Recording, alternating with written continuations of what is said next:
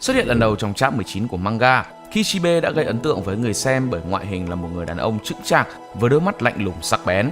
Khi còn trẻ, ông có mái tóc màu đen cùng với khuôn mặt điển trai, theo nét vẽ thì trông có nét giống với Yoshida của hiện tại. Đây là một điều khá là quan ngại, đặc biệt với hai cái bộ dạng này. Tuy nhiên đây sẽ có thể là một pha bẻ lái nào đó nữa của tác giả vào phần 2 chăng?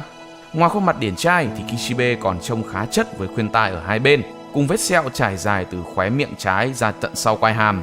Có vẻ để đạt được danh hiệu thợ săn quỷ mạnh nhất, ông cũng đã đánh đổi rất nhiều thứ. Vì sau cùng ông vẫn là thợ săn quỷ lớn tuổi nhất khi đã ngoài 50, độ tuổi mà ít có thợ săn quỷ nào có thể sống lâu đến vậy.